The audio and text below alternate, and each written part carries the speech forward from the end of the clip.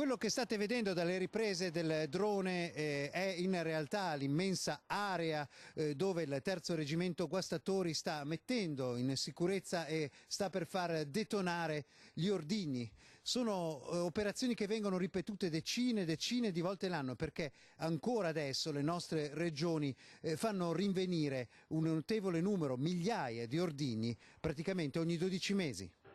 L'escavatore mostra quanto si è dovuto scavare per ottenere un fornello sufficiente ad evitare che le schegge andassero ovunque e come nonostante 4 metri di profondità l'esplosione sia stata così visibile, perché sia chiaro chi deteneva in casa questo materiale pensando di fare magari collezionismo quasi innocuo, in realtà avrebbe potuto radere al suolo la sua casa e quelle vicine.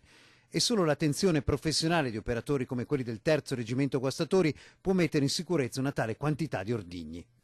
Innanzitutto, perché si usa questo? L'esplosivo è una sostanza chimica che da sola non riesce a fare boom, ha bisogno di qualcosa che gli arriva dall'esterno.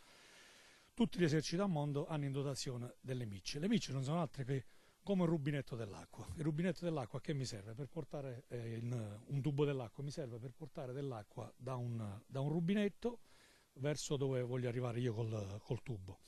La miccia funziona alla stessa maniera, abbiamo due tipi di micce in dotazione all'esercito italiano, miccia a lenta combustione e miccia detonante.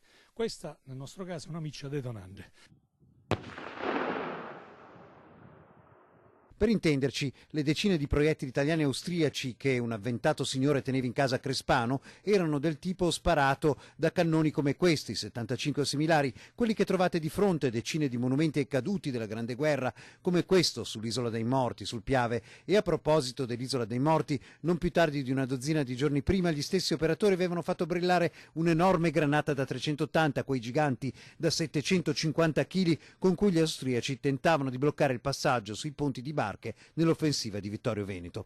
Per essere chiari, solo a gennaio il terzo ha compiuto 20 interventi del genere, di cui 14 solo nella provincia di Treviso, ma il Comando Forze Operative Nord in tutto il Veneto nel 2018 ha fatto 348 interventi e dal Comando di Padova, da cui dipendono ben 8 regioni, 1350 bonifiche per un totale di 8180 ordigni.